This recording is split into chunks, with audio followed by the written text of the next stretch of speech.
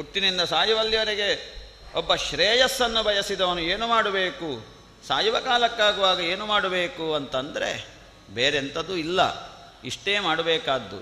ಏನು? ತಸ್ಮಾತ್ ಭಾರತ ಸರ್ವಾತ್ಮ ಭಗವಾನ್ ಈಶ್ವರೋ ಹರಿಃ ಶ್ರೋತವ್ಯ ಕೀರ್ತಿತವ್ಯಶ್ಚ ಸ್ಮರ್ತವ್ಯಶ್ಚ ಇಚ್ಛತ ಅಭಯಂ. ಇಷ್ಟೇ ಮಾಡಬೇಕು. ಹುಟ್ಟಿನಿಂದ ಸಾಯುವಲ್ಲಿವರೆಗೆ ಮಾಡಬೇಕಾದ್ದು ಕೃಷ್ಣನ ಕಥೆಯನ್ನು ಕೇಳಬೇಕು. ಶ್ರೋತವ್ಯ ಸ್ಪಷ್ಟ ನಿಮ್ಮ ಮನೆಯ ಗೋಡೆಯಲ್ಲಿ ಬರೆದಿಟ್ಟುಕೊಳ್ಳಬೇಕಾದ್ರೆ, ಮಕ್ಕಳು ಸುಮ್ಮನೆ ಏನಾದರೂ ಗೋಡೆಯಲ್ಲಿ ಬರೆದು ಗೀಚಿ ಬಿಡುವುದಕ್ಕಿಂತ ಇಂಥದ್ದನ್ನು ಬರೆದಿಟ್ಕೊಳ್ಳಿ. ಶ್ರೋತವ್ಯ ಕೃಷ್ಣ ಕಥೆಯನ್ನು ಕೇಳಬೇಕು. ಕೀರ್ತಿತವ್ಯಶ್ಚ ಕೃಷ್ಣನ ನಾಮ ಸಂಕೀರ್ತನೆಯನ್ನು ಮಾಡಬೇಕು.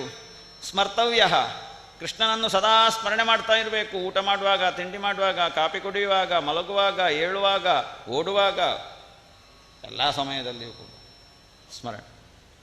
ಯಾಕಂತೆ ಇಚ್ಛತ ಅಭಯಂ, ಜೀವನದಲ್ಲಿ ನಾನು ಅಭಯವನ್ನು ಕಾಣಬೇಕು, ನನಗೆ ಭಯ ಬರಕೂಡದು. ಭಯ ಯಾವಾಗ? ಎಲ್ಲವನ್ನು ಎರಡಾಗಿ ಕಾಣುವಾಗ. ಎರಡಾಗಿ ಕಾಣುವವನಿಗೆ ಭಯ, ಎರಡನ್ನು ಒಂದು ಮಾಡಿದ ಕಾಲಕ್ಕೆ ಒಂದಾಗಿ ಕಾಣುವವನಿಗೆ ಅಭಯ. ಇಚ್ಛತ ಅಭಯಂ, ಅಭಯವನ್ನು ಬಯಸುವವನು ಈ ರೀತಿ ಮಾಡಬೇಕು. ಹುಟ್ಟಿನಿಂದ ಸಾಯುವಲ್ಲಿವರೆಗೆ ಒಬ್ಬ ಶ್ರೇಯಸ್ಸನ್ನು ಕಾಣಬೇಕಾದವನು ಅಭಯವನ್ನು ಬಯಸಬೇಕು. ಅಭಯವನ್ನು ಬಯಸಬೇಕಾದವನು ಈ ರೀತಿ ಕೃಷ್ಣನನ್ನೇ ಶ್ರೋತವ್ಯ ಕೀರ್ತಿತವ್ಯ ಸ್ಮರ್ತವ್ಯ ಮಾಡಬೇಕು. ಇದುವೇ ಸಮಗ್ರ ವೇದಶಾಸ್ತ್ರಗಳಲ್ಲಿ ನಿರ್ಣಯ ಮಾಡಿದಂತಹ ವಿಚಾರ.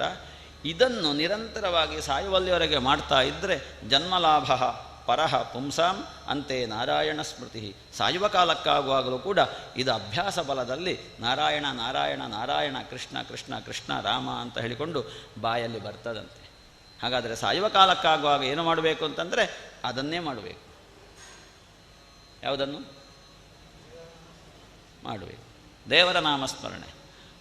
ನಮ್ಮ ಮಕ್ಕಳಿಗೆ ನಾವು ಪ್ರತಿ ಹಂತದಲ್ಲಿಯೂ ಕೂಡ ಕೊಡಬೇಕಾದ ಶಿಕ್ಷಣ ಏನು ಅಂತಂದರೆ ನಾವು ಈ ರೀತಿಯಾಗಿ ಅವರನ್ನು ಎಜುಕೇಟ್ ಮಾಡಬೇಕು.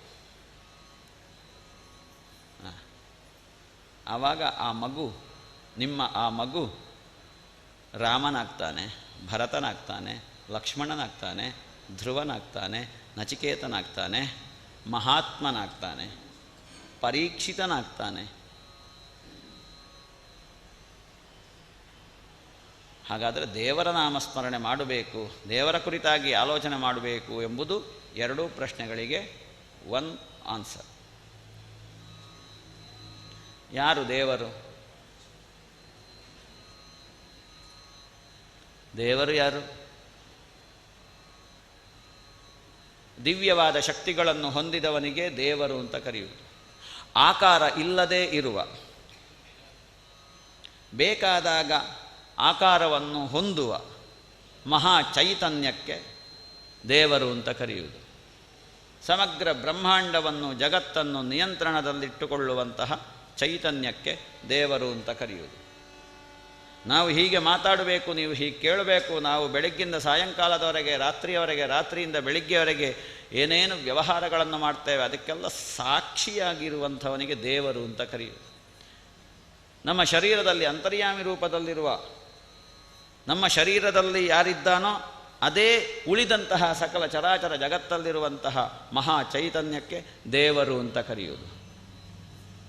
ಅವನಿಗೆ ನಿರ್ದಿಷ್ಟವಾದ ರೂಪ ಇಲ್ಲ, ಅವನಿಗೆ ನಿರ್ದಿಷ್ಟವಾದ ಆಕೃತಿ ಇಲ್ಲ, ಯಾವ ಆಕೃತಿಯೂ ಇಲ್ಲದ ನಿರಾಕಾರನಾದ, ಯಾವ ಗುಣವೂ ಇಲ್ಲ. ಸತ್ವಗುಣ, ರಜೋಗುಣ, ತಮೋಗುಣ ಅಂತ 3 ಗುಣಗಳು ನಮ್ಮನ್ನು ಆವರಿಸಿಕೊಂಡಿವೆ. ಆ 3 ಗುಣಗಳು ಇಲ್ಲದ ಒಬ್ಬ ನಿರ್ಗುಣನಾದ, ಆಕಾರ ಇಲ್ಲದ, ನಿತ್ಯ ಶುದ್ಧನಾದ, ಅವ ಅಶುದ್ಧ ಆಗುವುದು ಅಂತ ಇಲ್ಲ, ಅಂಥವನಿಗೆ ದೇವರು ಅಂತ ಹೆಸರು. ಅಂಥವನು ನಮಗೆ ಬೇಕಾಗಿ ಸಗುಣನಾಗ್ತಾನೆ, ಅಂದರೆ ಆಕಾರವನ್ನು ಧರಿಸ್ತಾನೆ. ಯಾಕೆ?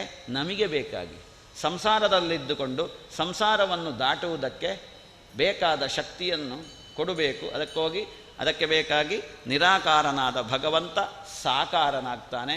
ಆದ ಕಾರಣ ನಾವು ನಿರಾಕಾರನಾದ ಭಗವಂತನನ್ನು ಇವತ್ತು ಕೃಷ್ಣ ರೂಪದಲ್ಲಿ ನೋಡ್ತೇವೆ, ರಾಮನ ರೂಪದಲ್ಲಿ ನೋಡ್ತೇವೆ, ಗಣಪತಿಯ ರೂಪದಲ್ಲಿ ನೋಡ್ತೇವೆ, ದುರ್ಗೆಯ ರೂಪದಲ್ಲಿ ನೋಡ್ತೇವೆ, ಶಿವನ ರೂಪದಲ್ಲಿ ನೋಡ್ತೇವೆ, ಅಥವಾ ಇನ್ಯಾವುದೋ ದೈವಗಳ ರೂಪದಲ್ಲಿ ನೋಡ್ತೇವೆ. ಎಲ್ಲ ಒಂದೇ. ಅಂಥವನ ಬಗ್ಗೆ ಅರಿವು ಉಂಟಾಗಬೇಕು, ಅರಿವು ಮೂಡಿಸಬೇಕು. ಅದಕ್ಕೆ ಬೇಕಾಗಿ ಆ ದೇವರು ಹೇಳುವಂತಹ ಚೈತನ್ಯ ಹೇಗೆ ಅನ್ನುವುದಕ್ಕೆ ಕೊಡುವಂತಹ ಬೇರೆ ಬೇರೆ ಥರದ ವಿವರಣೆಗಳೇ ಶ್ರೀಮದ್ಭಾಗವತ. ಸ್ವಲ್ಪ ಅದರ ಅಂದಾಜು ಐತೆ ಈಗ ನಾಳೆ ನಿಮ್ಮ ಹತ್ರ ಒಬ್ಬ ಇದು ಆತ ಒಂದು ವಾರ ಇತ್ತಾರ ತಳಪ ಆಯ್ತವು ಅಂತ ಒಬ್ಬ ನಿಮ್ಮ ಹತ್ರ ಕೇಳಿದ, ನೀವು ಹೋದಾಗ ನೀವು ಹೇಳಬೇಕಲ್ಲ, ಈ ದೇವರ ಬಗ್ಗೆ ಕುರಿತಾದ ವಿಸ್ತಾರ ವಿವರಣೆ ಅದು ಯಾರು ಹಾಗಾದರೆ ಅವ ಹೇಗಿದ್ದಾನೆ ಅನ್ನುವುದನ್ನು ವಿವರಣೆ ಕೊಡ್ತಾ ಸಾಕ್ತಾರೆ. ಅದಕ್ಕೆ ಅನುಕೂಲವಾದ ನೂರಾರು ಪ್ರಶ್ನೆಗಳನ್ನು ಪರೀಕ್ಷಿತ ಮಹಾರಾಜ ಕೇಳ್ತಾನೆ. ಸಾವಿಗೆ ಹೆದರಲಿಲ್ಲ, ಸಾವನ್ನು ಪ್ರಸಾದವಾಗಿ ಸ್ವೀಕಾರ ಮಾಡಿದ, ಸಾವನ್ನು ಸಂಭ್ರಮಿಸಿದ, ಸಾವನ್ನು ದಾಟುವುದಕ್ಕೆ ಪವಿತ್ರ ಪಾಣಿಯಾದ. ಸಾವನ್ನು ದಾಟಬೇಕು, ಸಾವನ್ನು ಕ್ರಮಿಸಬೇಕು, ಸಾವಿಗೆ ಸಿಲುಕಕೂಡದು. ಇದು ಅವನ ಪ್ರಧಾನವಾದ ಲಕ್ಷ್ಯ.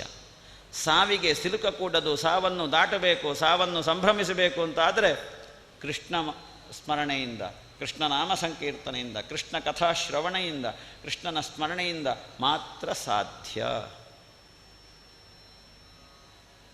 ಅದಕ್ಕೆ ಬೇಕಾಗಿ ಅದು ಸಿಗುವಂಥದ್ದು ಇಂತಹ ಸಪ್ತಾಹ ಯಜ್ಞಗಳಲ್ಲಿ. ಇದನ್ನು 7 ದಿವಸಗಳ ಕಾಲ ಪರೀಕ್ಷಿತನನ್ನು ಕೆತ್ತುತ್ತಾ ಕೆತ್ತುತ್ತಾ ಕೆತ್ತುತ್ತಾ ಸಾಗಿದ. ಅವನಲ್ಲಿ ಮತ್ತಷ್ಟು ಜಿಜ್ಞಾಸೆಗಳನ್ನು ಬಿತ್ತುತ್ತಾ ಬಿತ್ತುತ್ತಾ ಬಿತ್ತುತ್ತಾ ಸಾಗಿದ.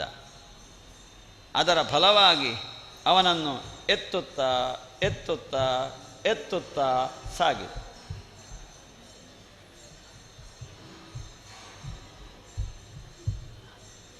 ಆ ಸಾಗಿದ ಕಾಲಕ್ಕೆ ನಮಗೆ ಶೌರಿಯಾಗಿರುವ ಕೃಷ್ಣ ಸಿಗ್ತಾನೆ.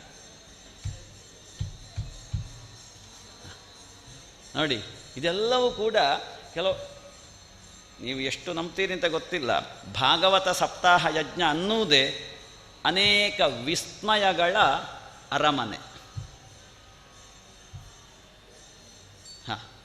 ಈ ಕೆತ್ತುತ್ತಾ ಕೆತ್ತುತ್ತಾ ಬಿತ್ತುತ್ತಾ ಬಿತ್ತುತ್ತಾ ಒತ್ತುತ್ತಾ ಒತ್ತುತ್ತಾ ಏರುತ್ತಾ ಏರುತ್ತಾ ಎತ್ತುತ್ತಾ ಸಾಗುವ ಕಾಲಕ್ಕೆ ಅವ ಸಿಗ್ತಾನೆ ಅಂತ. ನಿಕಳನ ಹಿರಿಯಾಕಳ ಮಾಡ್ತಾನಂಚಿನ ಹೃದಯ ತುಂಬಿ ಬರ್ತದೆ ನನಗೆ. ಇದೆಲ್ಲವೂ ಕೂಡ ನಾವು ನೆನೆಸದ್ದೇ ಆಗುವಂಥದ್ದು. ನಾವೇನು ಆ ಹೊತ್ತಿಗೆ, ನಾನು ಇದನ್ನು ಹೇಳೋ ಹೊತ್ತಿಗೆ ನೀ ಬರಬೇಕು ಅಂತ ನಾನಂತ ಅವನಿಗೆ ಚೀಟು ಬರೆದು ಕೊಟ್ಟಿದ್ನ.